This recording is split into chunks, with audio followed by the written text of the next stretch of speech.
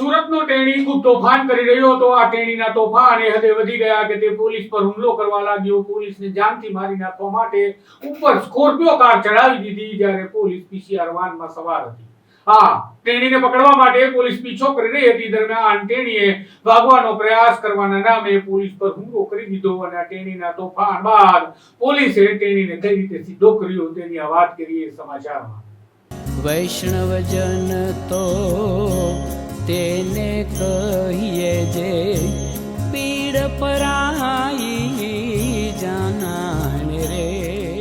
નમસ્કાર, હું છું આપની સાથે તુષાર વસિયા. નવજીવન ન્યૂઝમાં આપનું સ્વાગત છે. ઘટના છે સુરતના બેસ્તાન પોલીસ સ્ટેશન વિસ્તારની. બેસ્તાન પોલીસ સ્ટેશન વિસ્તારમાં આવેલા ચંડાલ ચોકડી નજીકના રેશમાનગરમાં રાત્રિના સમયે આ આરોપી તેની માથાકૂટ કરી રહ્યો હતો. ત્યાં ડી સ્ટાફના પોલીસ કર્મચારીઓ પહોંચ્યા. પોલીસ કર્મચારી તેણીની અટકાયત કરવા અને તેમની સમજાવટ કરી રહ્યા હતા. દરમિયાન તેણીએ માથાકૂટ ચાલી રહી હતી એ છોડી પોલીસ સાથે જ માથાકૂટ અને બોલાચાલી શરૂ કરી.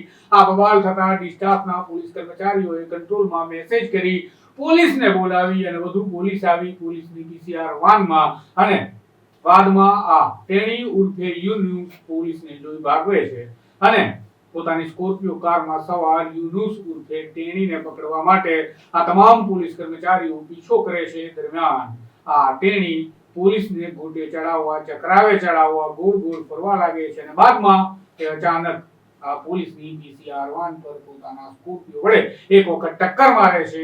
પણ આ ટેણી એટલો તોફાની હતો જાણે તેને પોલીસનો ડર નહોતો. તેને રિવર્સ કાર ચલાવી ફરી એક વખત ટક્કર મારી અને આમ પોલીસ કર્મચારીઓની જાણે તેને હત્યા કરી નાખી હોય કાર વડે કૂચલીને તેવું કૃત્ય કર્યું.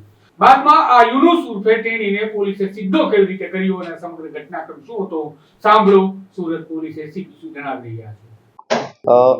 11 તારીખના ચાલુ મહિનાની 11 તારીખના મોડી રાત્રે એક બેસ્તાન પોલીસ સ્ટેશનમાં બનાવ બનેલો હતો. બેસ્તાન પોલીસ સ્ટેશનમાં એક આરોપી વિરુદ્ધમાં એટેમ્પ્ટ ટુ મર્ડરનો એક કેસ દાખલ થયેલો છે. આરોપીનું નામ છે યુનુસ ખાન ઉર્ફે ટેણી મુજફ્ફર ખાન પઠાણ. આ જે આરોપી હતો એ એક વ્યક્તિ સાથે બોલાચાલી અને ઝઘડો કરતો હતો. એટલે નાઇટ રાઉન્ડ પેટ્રોલિંગમાં ડિસ્ટાફના કર્મચારીઓ હતા અને એમને માહિતી મળેલી હતી. એટલે ડિસ્ટાફના 2 કર્મચારીઓ સ્થળ ઉપર જઈ અને આરોપીને સમજાવવા માટે પ્રયત્ન કરેલો અને કાયદો અને વ્યવસ્થાની પરિસ્થિતિ ડિસ્ટર્બ ના થાય એના માટે એમને પોલીસ સ્ટેશન લાવવા માટે પ્રયત્ન કરતા હતા. તે દરમિયાન આ આરોપીએ ઉગ્ર થઈ અને ડિસ્ટાફના 2 કર્મચારી સાથે પણ એમ કે બોલાચાલી કરી, જેથી ડિસ્ટાફના કર્મચારીઓએ કંટ્રોલ મારફતે પીસીઆર વાનને જાણ કરી. પીસીઆર વાનના ઇન્ચાર્જ અને અન્ય સ્ટાફ પીસીઆર વાન સાથે સ્થળ ઉપર આવ્યા તો મીનવાઇલ આ જે આરોપી હતો એની જે કબજાની સ્કોર્પિયો ગાડી હતી એને લઈ અને ભાગવાનો પ્રયત્ન કર્યો, જેથી પીસીઆર વાનના કર્મચારીઓ અને ડિસ્ટાફના કર્મચારીઓએ એનો પીછો કર્યો. જે જગ્યાએ આ બનાવ બન્યો હતો, બોલાચાલીનો બનાવ બન્યો હતો, ત્યાં રોડ ઉપર 2 થી 3 રાઉન્ડ જે સ્કોર્પિયોના આરોપીએ ચક્કર લગાવ્યા. એની પાછળ પીસીઆર વાન પણ એને પકડવા માટે અને એને રોકવા માટે એની પાછળ પીસીઆર વાન જતી હતી. અને પછી આરોપીએ પીસીઆર વાનને 2 વખત ટક્કર મારી, એક આગળના ભાગેથી અને પછી એક આરોપીએ એની પાછળ જઈ અને રિવર્સ કરી અને ફરીથી પાછળની ભાગે ટક્કર મારી. પોલીસ કર્મચારીઓ જે આરોપીને રોકવા માટે પ્રયત્ન કરતા હતા એ વખત પણ પોલીસ કર્મચારીઓને આરોપી ધમકી આપેલી હતી કે તમે મારી મેટરમાં કંઈ પડશો તો હું તમને પણ જાનથી મારી નાખીશ અને તમને છોડીશ નહીં. એ બાબતે આ ગુનો દાખલ થયેલો હતો. આરોપી આ ગુનો કર્યા પછી તાત્કાલિક એ ત્યાંથી ફરાર થઈ ગયેલો હતો. ગુનો દાખલ થયા પછી તપાસ દરમિયાન જે આરોપીની જે વાહન જે છે સ્કોર્પિયો વાહન એ સેલવાસ ખાતેથી તપાસના કામે કબજે કરવામાં આવેલું હતું અને આરોપીની શોધખોળ ચાલુ હતી. તે દરમિયાન સ્થાનિક પોલીસ સ્ટેશનના ડિસ્ટાફના કર્મચારીઓને ઇનપુટ મળેલ હતી અને એ આધારે બેસ્તાન રેલવે સ્ટેશનની બાજુમાં થી એ મળી આવેલો હતો. તેને હસ્તગત કરી અને તપાસના કામે પૂછપરછ કરી અને એની ધરપકડ કરવામાં આવેલી છે. તપાસ દરમિયાન આરોપી વિરુદ્ધમાં બોડી ઓફેન્સીસ, પ્રોહિબિશનના અને ગેમ્બલિંગના ગુના પણ દાખલ થયેલા છે. અને જે તે વખતે બનાવ બન્યો અને જેની સાથે આ આરોપીએ જે માથાકૂટ કરેલી હતી, બોલાચાલી કરેલી હતી, એણે પણ ભેસ્તાન પોલીસ સ્ટેશનમાં ફરિયાદ આપેલી છે. તો એ બાબતે પણ કાર્યવાહી ચાલુ છે. આરોપી દ્વારા કયા કારણોસર બોલાચાલી કરવામાં આવી?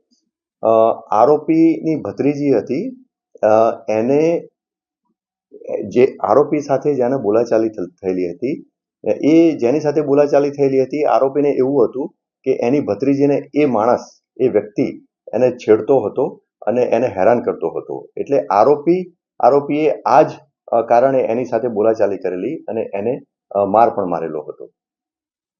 જે ગાડી છે કોના નામે છે ને ત્યારે લીધી? એ ગાડીની હજુ તપાસ ચાલુ છે અને એ તપાસ દરમિયાન જે કંઈ હકીકત નીકળશે આપની સમક્ષ શેર કરવામાં આવશે.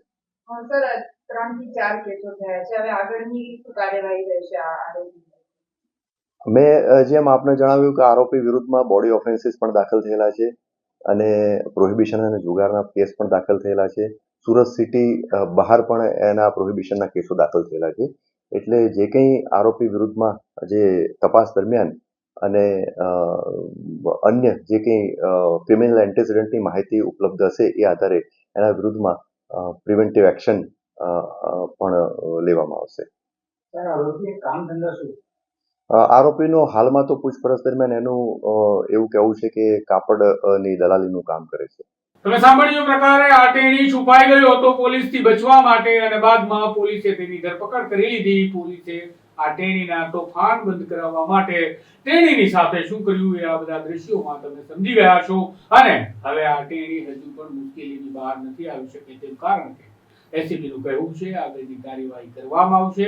કારણ કે આ યુસુફ ઉર્ફે ટેણી પર અગાઉ પણ ગુના નોંધાયેલા છે. હાલમાં 2 ગુના વધુ નોંધાયા છે. એક ગુનો પોલીસ પર હુમલો કરવાનો, જ્યારે અગાઉ માથાકૂટ કરી રહ્યા હતા અને પોલીસ જ્યાં પહોંચી એ સ્થળે એ ફરિયાદીનો પણ ગુનો નોંધી ભેસ્તાન પોલીસ સ્ટેશનમાં કાર્યવાહી હાથ ધરવામાં આવી. આમ આ તોફાની ટેણીને સુધારવા સુરત પોલીસે આકરી કાર્યવાહી કરી છે. ત્યારે જોઈએ કે હવે આ તોફાની ટેણીનું ઉદાહરણ જોઈ અન્ય તોફાની ટેણીઓ બંધ થાય છે કે પછી હજુ આ પોલીસથી બેખોફ લુખ્ખા સામાજિક તત્વો આ પ્રકારના કૃત્યો આચરતા રહે છે. આ પ્રકારના અહેવાલ, વિગતવાર સમાચાર, પડદા પાછળની કહાની બધું જ નવજીવન આપને બતાવે છે. માટે જોડાયેલા રહેજો નવજીવન સાથે. નમસ્કાર. વૈષ્ણવજન તો તેને કહીએ જે પીડ પરાઈ જાના.